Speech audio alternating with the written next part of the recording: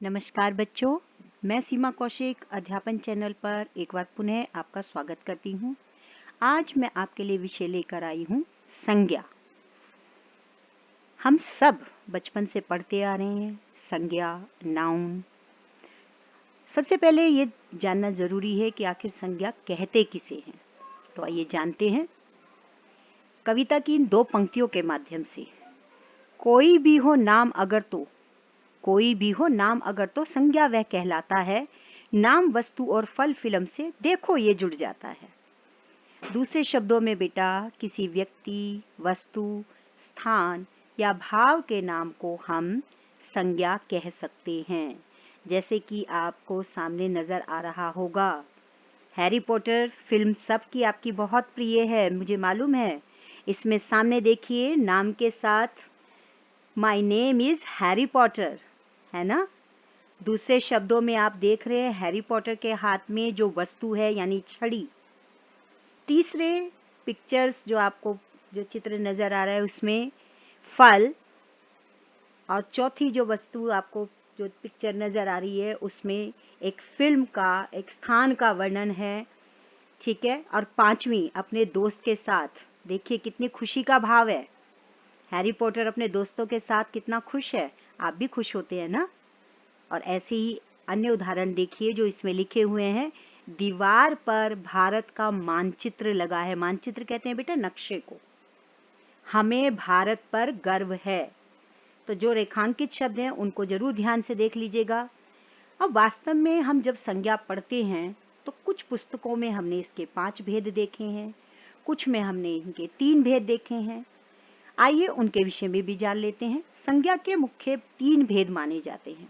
कुछ विचारक इसके 5 भेद भी मानते हैं, जिसका वर्णन मैंने वीडियो में आगे किया है बेटा, वो आप देखेंगे।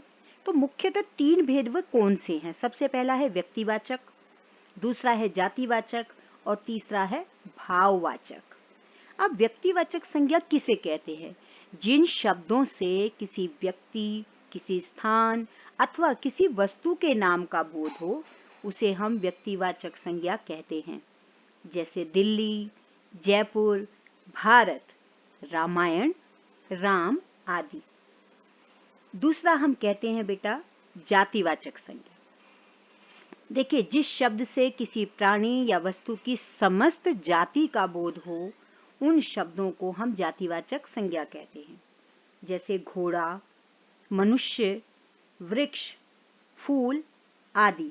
जैसे कि बहुत सारे वृक्ष होते हैं तो हम उन्हें कहते हैं ना, बहुत सारे वृक्ष, वहां पर देखिए कितने सारे वृक्ष हैं, लेकिन हमें पर्टिकुलर नाम नहीं पता होता उसका कि कौन सा वृक्ष है, पीपल का वृक्ष है या नीम का वृक्ष है। यानी वृक्ष तो हमने कह दिया, वो एक जाति के बारे में बात कर रहे हैं। अगला भाव जो आता है बेटा, जो अगला भेद आता है संज्ञा का, वो आता है भाववाचक संज्ञा। जिस संज्ञा शब्द से पदार्थों की अवस्था, गुण दोष, भाव या दशा, धर्म आदि का बोध हो, उसे ही हम भाववाचक संज्ञा कहते हैं। जैसे बुढ़ापा, मिठास, बचपन, मोटापा, चढ़ाई, थकावट, सुंदरता, शोभा आदि। अब ये भाववाचक संज्ञा हमें कैसे पता चले, क्या इसकी विशेषताएं हैं? आइए एक बार इस पर भी जरा अवलोकन कर लेते हैं। सबसे पहली बात है कि भाववाचक संज्ञाएं हमेशा एक वचन में प्रयुक्त होती हैं। इन्हें बेटा केवल महसूस किया जा सकता है, देखा या छुआ नहीं जा सकता। जैसे एक उदाहरण मैं दूं, रसगुल्ले में बहुत मिठास होती है, तो उसे खाने के बाद मुंह में पानी आ गया होगा ना। आप उस मिठास को ना देख सकते हो ना छू सकते हो, सिर्फ मुंह में रखने के बाद महसूस कर सकते हो। अगला महत्वपूर्ण नियम क्या है इसका? जब बहुवचन के रूप में भाववाचक संज्ञा को हम प्रयोग करते हैं, तब वह जातिवाचक संज्ञा रूप कहलाता है। जैसे उसकी विविध शक्तियां पहचान कर ही व्यवहार करें। शक्तियां शब्द बहुवचन में प्रयोग हुआ, समझ गए आप? भाववाचक संज्ञाएं मूल रूप से भावों को ही व्यक्त करती हैं, जैसे प्रेम का भाव, घृणा का भाव। आप इन स्माइलीज में, इन चित्रों के माध्यम से देख पा रहे होंगे, घृणा का भाव, भक्ति का भाव आदि।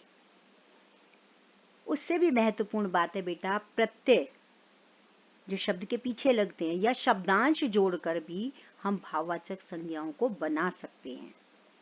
भाववाचक संज्ञाएं भी 5 प्रकार के शब्दों से बनती हैं। जातिवाचक संज्ञा से, सर्वनाम से, विशेषण से, क्रिया से, क्रिया विशेषण या अव्यय से। अब जातिवाचक संज्ञा से बने कुछ शब्दों के उदाहरण हम देख लेते हैं, जैसे मित्र से मित्रता, शत्रु से शत्रुता, बच्चा से बचपन, दानव से दानवता। सर्वनाम में हम किस प्रकार से इसका प्रयोग देखते हैं, अपना से अपनत्व या अपनापन, सर्व से सर्वस्व, आप से आपा, पराया से परायापन आदि। विशेषण से गरम से गर्मी, बुरा से बुराई, मीठा से मिठास, अच्छा से अच्छाई। क्रिया से पढ़ना से पढ़ाई या पठन, सजाना से सजावट, खेलना से खेल, लिखना से लिखावट आदि।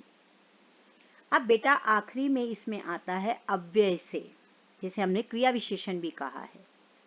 दूर से दूरी, निकट से निकटता, मना से मनाही और नीचे से नीचाई। अब कुछ विशेष बातों का जो हमें ध्यान रखना है, जैसे कि मैंने पहले भी कहा कि कुछ विद्वान अंग्रेजी भाषा के समान ही इसके 5 भेद मानते हैं संज्ञा के। तो जातिवाचक संज्ञा के जो 2 और भेद माने जाते हैं, आइए अब उनके विषय में जान लेते हैं। बेटा एक है इसमें द्रव्यवाचक संज्ञा। जब किसी संज्ञा शब्द से किसी पदार्थ या धातु का बोध होता है, उसे हम द्रव्यवाचक संज्ञा कहते हैं, जैसे सोना, चांदी, लोहा, घी, तेल आदि, जिससे अर्थात हम दूसरी चीजों का निर्माण कर पाएं। अब समुदायवाचक संज्ञा, जब किसी संज्ञा शब्द से व्यक्ति या वस्तु के समूह या समुदाय का बोध होता है, तब उसे समूहवाचक संज्ञा हम कहते हैं, जैसे परिवार, भीड़, कक्षा, दल, गुच्छा आदि। उम्मीद करती हूँ ये आप संज्ञा को बेहतर तरीके से समझ पाए होंगे। आइए अब कुछ अभ्यास कर लेते हैं इस संज्ञा का। नीचे दिए गए वाक्यों में संज्ञा शब्द आपको रेखांकित करना है। राम बेटे के आलस्य से दुखी है, आम में बहुत मिठास है, बचपन में राज बहुत शैतान था, सोहन का चुटकुला सुनकर हंसी के कारण पेट में दर्द होने लगा, लड़के क्रिकेट खेल रहे हैं। बेटा आप इनका उत्तर कमेंट बॉक्स में आप मुझे लिखकर भेज सकते हैं, वहां से मुझे पता चल जाएगा कि आपने संज्ञा को कितना समझा है।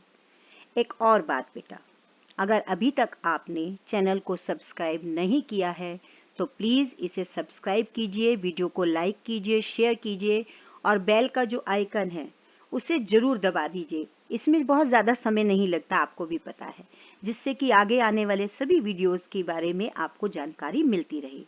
एक और सूचना बच्चे, मैंने सभी प्लेलिस्ट में आपके टॉपिक्स जो हैं वो डाल दिए हैं, आप अपनी सुविधा अनुसार उनका भी प्रयोग कर सकते हैं। Thank you.